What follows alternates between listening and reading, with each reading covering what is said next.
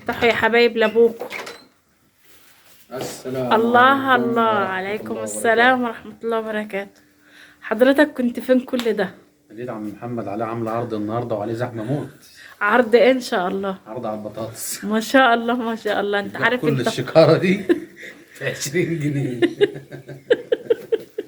هتكفيك الأسبوع كله. تعالي اسبوع. تعالي بس ها. اتفضل يا فندم ورينا العرض اللي تعالي بقى، حضرتك جاي. البطاطس ده هتكفيك طول الأسبوع. ما شاء الله طول شوال الاسبوع. بحاله. اه هات يا ابني طبق افرجكوا على اللي انا جايبه عشان تتعلم مني. انت كمان هتعلم العيال؟ إيه طبعا. ما شاء الله ما شاء الله. الله حلو ما تقلقش يعني. حلوة. بس هتلاقيها حلوة. هو كان بيبيعها كبيرة بس أنا قلت له ناقص صغير يعني كمان انت مش هي عرض يعني انت جايب على بعضه. لا ما أنا فيش ولا كبيرة وصغيرة بس أنا بصراحة عشان ما تقوليش الضحك عليك اه لا قلت واضح. له إيه اه هتلاقي فيها بص حلو. دي. ما ايه يا شاء عم الله البلي اللي دي. انت جايبه ده؟ باليمين يا ابني ده محدش لاقيها. احنا هناخده نلعب بيه في الشارع. غير ده.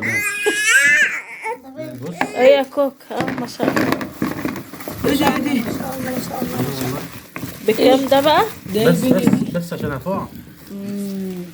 بص ده ايه دي؟ والضرب ده ده بلي إزرو. ده يا ماما، ده بلي ده. وده نلعب بيه برضه في الشارع ولا ايه صحيح؟ هتدي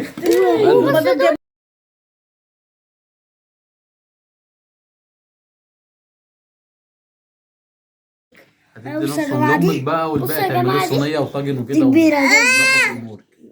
ايه يا كوك؟ لا اما دي كبيرة خالص.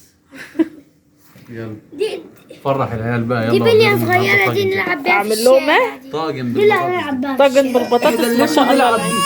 العيال اتلموا عليك وانا كمان. اجيب لك واحده تانية. نلم ونلعب بيه. ما شاء الله ما شاء الله.